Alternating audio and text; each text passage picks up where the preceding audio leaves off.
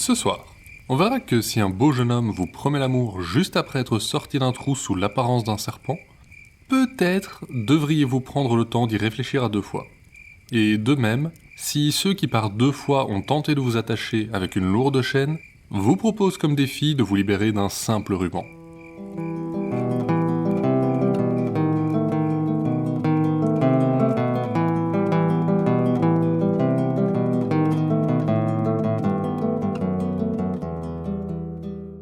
Vous écoutez Contes des Sorts Perdus, l'émission qui vous fait découvrir les contes et mythes que vous ne connaissiez pas encore et vous replonge dans ceux que vous aviez peut-être oubliés.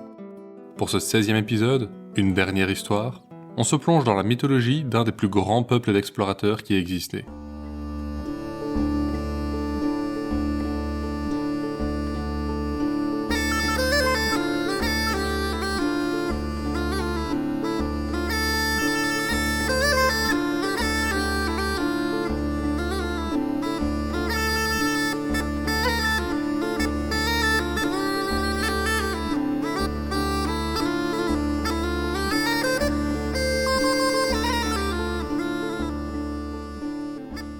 Il fut un temps où les anciens dieux régnaient sur la Scandinavie. Mais ce n'était pas un règne de sceptres et de trônes, ni de guerres et de soldats. Non, leur règne était plus profond que cela, plus durable.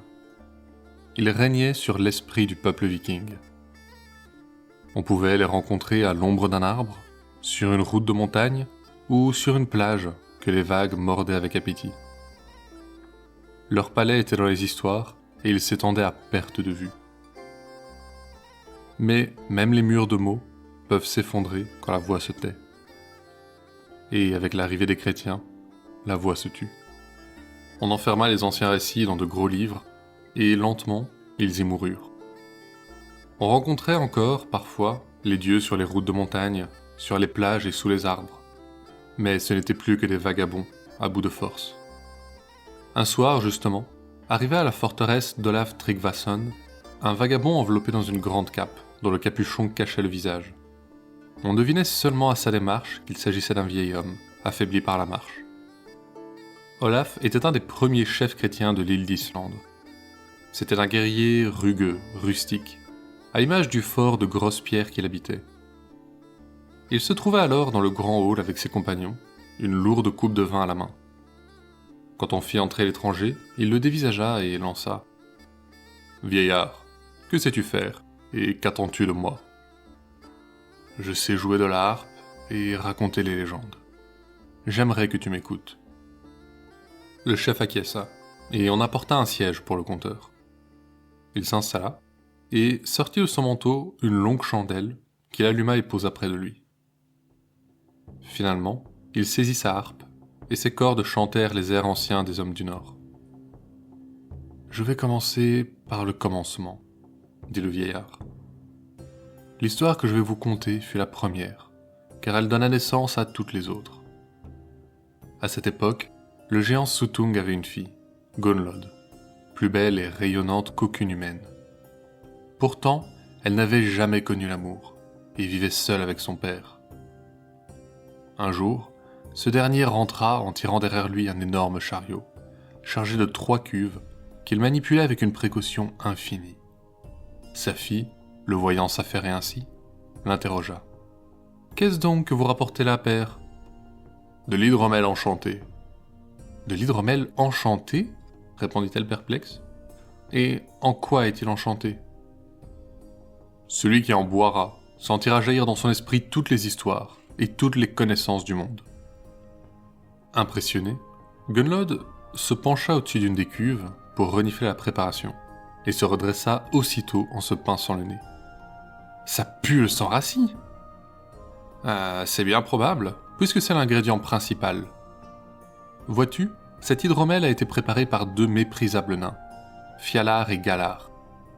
Le sang, lui, est celui d'un homme nommé Kvasir. Les dieux l'avaient créé eux-mêmes, de leur propre salive, pour qu'il soit plus sage et plus érudit que n'importe quel être vivant. Mais ça n'a pas plu aux nains. Oh non, ils en étaient malades de jalousie, et finirent par le tuer à coups de hache. Ils prirent son sang et en firent cet hydromel. Et vous-même, comment l'avez-vous obtenu ? Ah ça, c'est une autre histoire.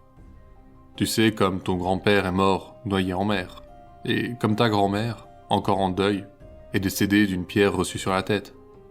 Ce n'étaient pas des accidents. Ce sont ces nains qui les ont tués. Quand enfin je les ai retrouvés, je les ai envoyés valser du haut d'une falaise. Mais ils ne se sont pas noyés comme je l'espérais. À genoux sur la plage, où la mer les avait recrachés, ils m'ont supplié de les laisser vivre. Et ils ont fini par me convaincre, en échange de cet hydromel. Et maintenant, qu'allez-vous en faire? Le boire? Tu es folle? Je vais le garder, bien sûr. Pas un seul chef ou roi ne peut se vanter de posséder un tel trésor. Je suis plus grand qu'eux désormais. Mais il va falloir le garder en lieu sûr. Aide-moi. Et sur ces mots, il attrapa 2 cuves et laissa la dernière à sa fille, puis partit vers un long escalier qui descendait dans la montagne. Pendant des heures et des heures, les marches s'enchaînèrent sans répit. Il sembla à Gunnlod qu'ils avaient dépassé depuis longtemps les racines de la montagne, quand ils arrivèrent dans une petite chambre creusée à même la roche. Un lit de pierre attendait, sur lequel Suttung jeta plusieurs grandes peaux de chèvre. « Pour te garder au chaud, dit-il. »« Me garder au chaud ? Père, vous n'allez quand même pas me laisser ici ?»« Bien sûr que si. Sinon, qui garderait mon trésor ? » ?»« Merci, ma fille. Je ne pense pas que quiconque vienne le chercher ici.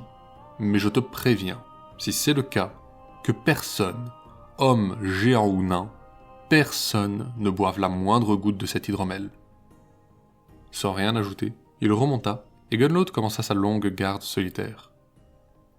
Mais solitaire, elle ne le resta pas si longtemps. Était-ce une semaine qui avait passé depuis que son père avait ramené l'hydromel, ou un mois? En tout cas un jour, elle fut réveillée par un son étrange.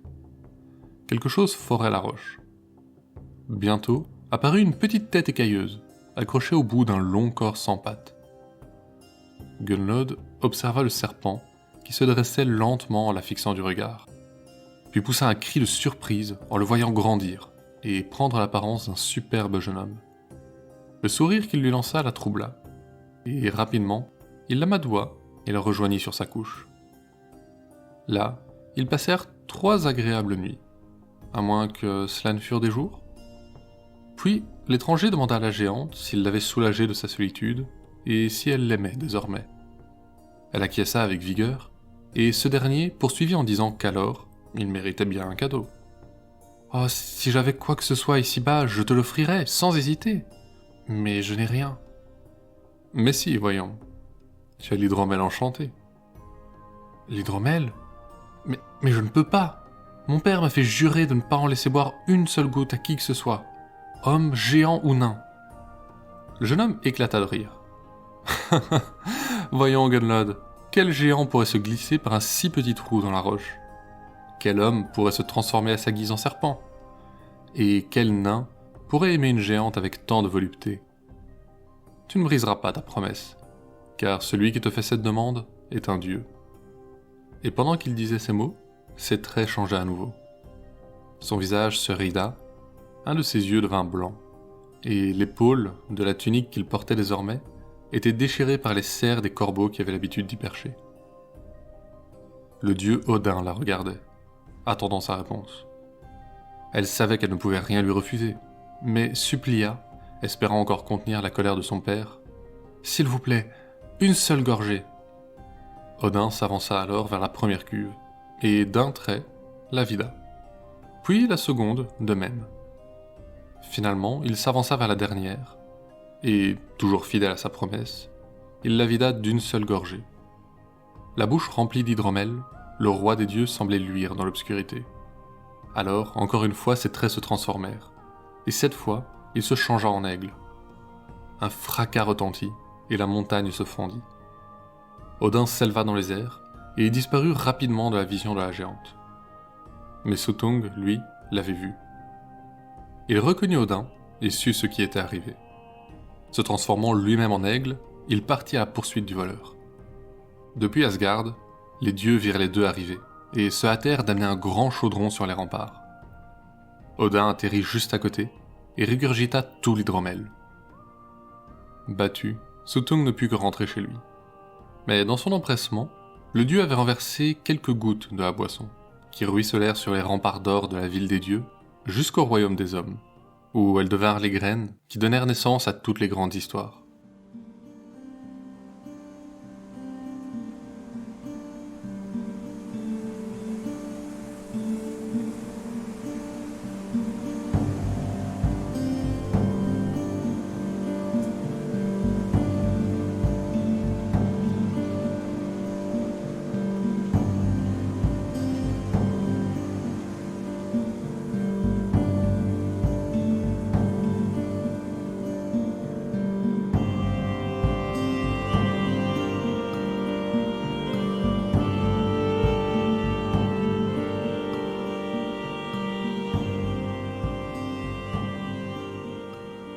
Dans le grand hall, la voix du vieux conteur résonnait seule. Tout le monde se taisait. Quand lui aussi se tut, on entendait au dehors le cri lointain du blizzard. Et plus lointain encore, ceux des loups. L'étranger sourit légèrement en les entendant. Les princes de la nuit.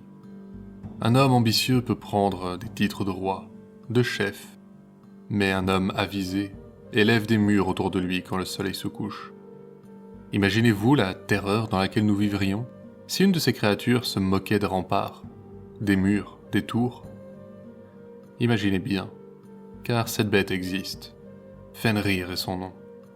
Le plus gigantesque et le plus fort loup que la nuit ait entendu hurler. Engeance de la géante Angrboda et du dieu Loki, frère du serpent-monde Jormungand.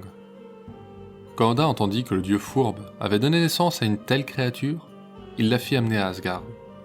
Il n'était pas question qu'une bête si terrible soit laissée sans surveillance dans le monde des géants. Il ordonna aux dieux de tout faire pour l'apprivoiser, mais son sang ne mentait pas, et chaque jour, le loup devenait plus grand et plus féroce. Quand Odin demanda un volontaire pour être son maître, aucun dieu ne s'avança. Finalement, ce fut Tyr qui accepta la tâche, et il s'y attela sans ménager ses efforts. Tout son temps, il le passait avec le loup.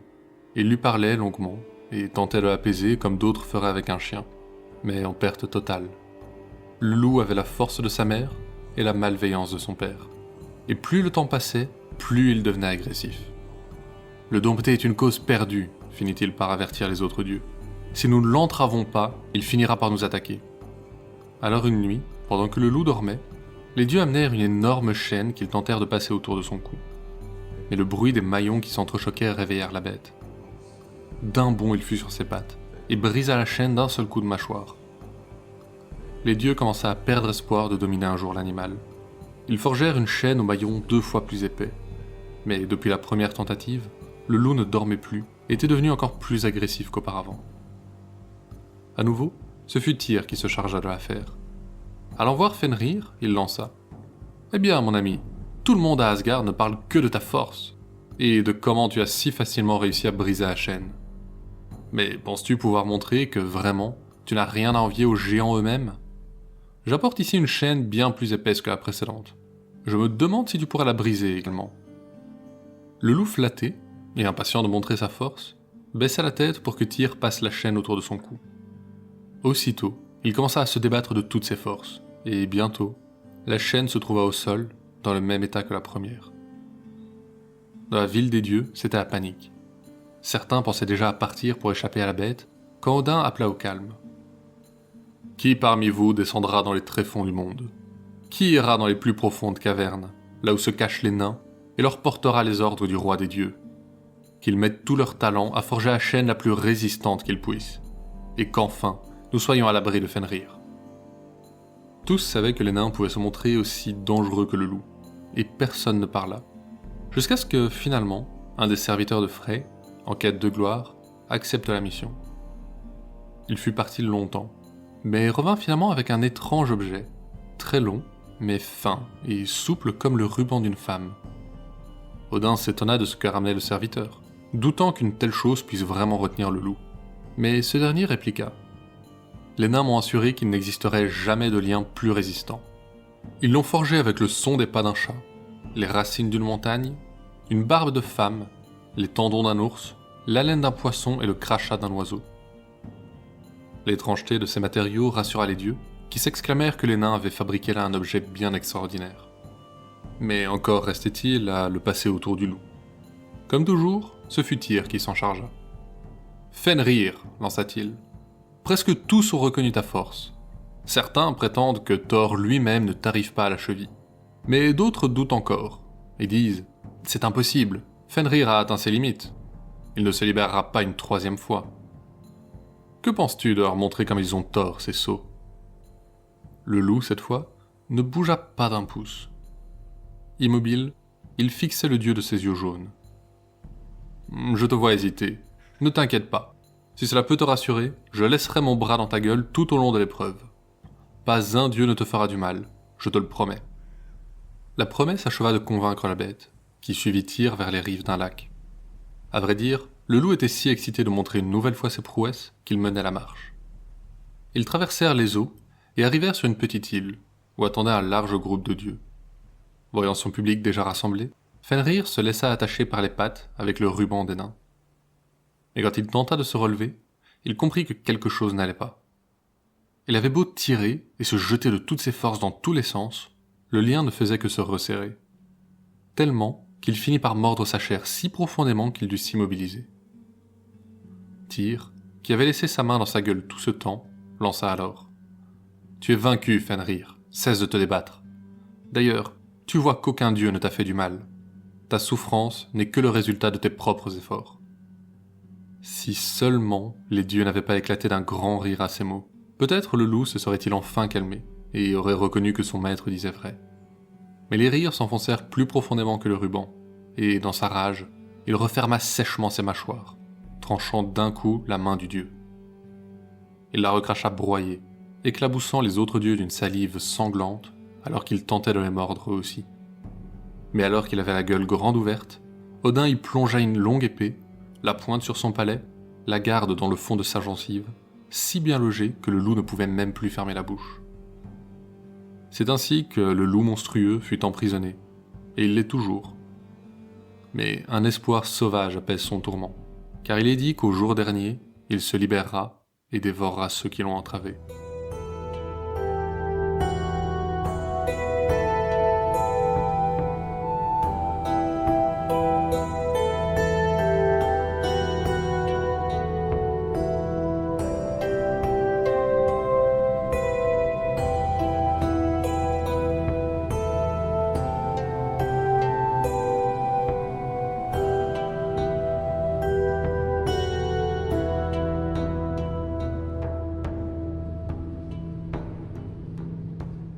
La harpe se tut, le conteur aussi. « De très belles histoires que tu nous racontes, vieil homme. Mais je n'y crois pas, » lança Olaf Tryggvason. « Les anciens dieux étaient de faux dieux, indignes de notre affection. »« Alors, laissez-moi vous en conter une dernière, si vous le voulez bien, » répondit le vieil homme d'une voix fatiguée. Lorsque naquit le dieu Odin, 3 vieilles femmes se penchèrent sur son berceau d'or et de bois. De ces 3 femmes, la première, aux cheveux blancs et aux yeux comme la mer, la première lui donna la sagesse et la puissance. De ces 3 vieilles, la deuxième, au profond sillon sur son visage et aux yeux couleur de la bonne terre, la deuxième lui donna la royauté des dieux. De ces 3 vieilles, la troisième, aux cheveux de cendre, aux longs doigts de bois mort, la troisième alluma une chandelle devant le berceau et déclara « Cet enfant mourra quand cette bougie sera consumée. » Aussitôt, la mère d'Odin souffla la flamme pour que la bougie ne se consume pas. Elle la garda, et quand il fut en âge de régner, elle la lui remit en disant « Voici ta vie, prends-en soin. » Il est tard, Seigneur, et je suis fatigué. Je vais bientôt m'en aller. Personne ne parlait. Le feu était mort dans l'âtre, et seule la chandelle qu'avait allumée l'étranger brillait encore. D'un coup, le vieil homme fatigué semblait plus droit, plus digne qu'il n'avait paru en arrivant. Il émanait de lui une puissance qui impressionna les hommes d'Olaf, et il se sentait maintenant rempli d'un profond respect envers lui. Au loin, seul le vent chantait encore, alors que s'éteignait la chandelle, et le vieux conteur avec elle.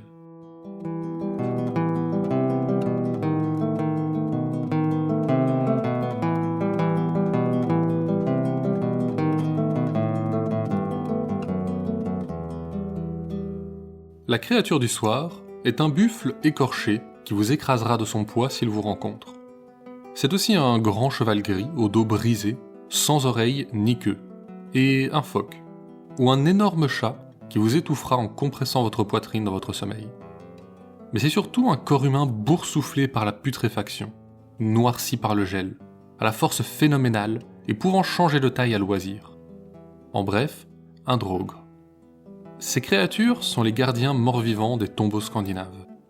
Des êtres vicieux qui ont bien des manières de vous faire succomber, la plus horrible n'étant pas de vous écraser lentement en faisant croître leur masse.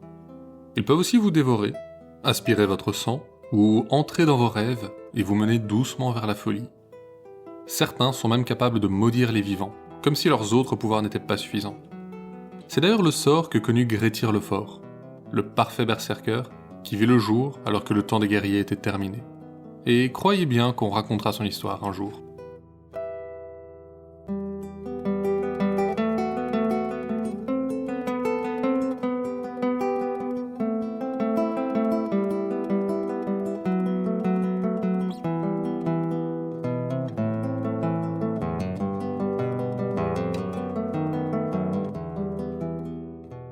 Les histoires de ce soir sont celles d'un peuple qui domina le nord de l'Europe pendant 3 siècles à partir du 8e après Jésus-Christ.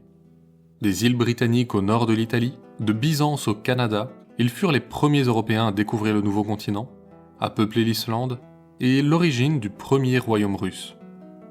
Ceux que nous nommons Vikings se répandirent loin de leurs frontières scandinaves, pas seulement pour des raids, mais aussi pour fonder des royaumes durables.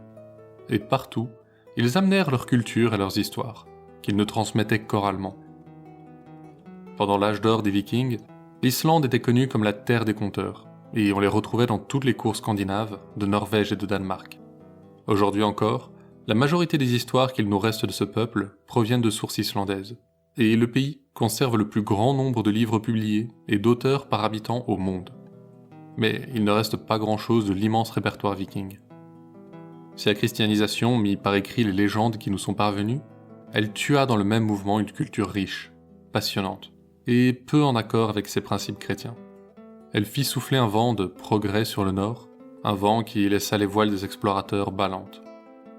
Peut-être qu'elles attendent encore, et se contentent maintenant d'un vent plus modeste? Un souffle? Celui de la parole? Car le passé n'est vraiment mort qu'une fois oublié. C'est tout pour ce soir. Conte des Sorts Perdus est une création de Lloyd Blake avec l'aide de Billiana Blake. Vous pouvez nous suivre sur Facebook et Instagram pour plus d'histoires sur les créatures du folklore. L'émission sort un jeudi sur 2 sur vos plateformes de podcast, y compris Deezer, Spotify et Apple Podcast. N'hésitez pas à nous laisser un commentaire pour qu'on puisse continuer à améliorer l'émission. La prochaine fois, on visitera enfin la Polynésie qu'on vous promettait la dernière fois. Enfin, peut-être pas au complet, car il a bien fallu que ces îles sortent des eaux à un moment.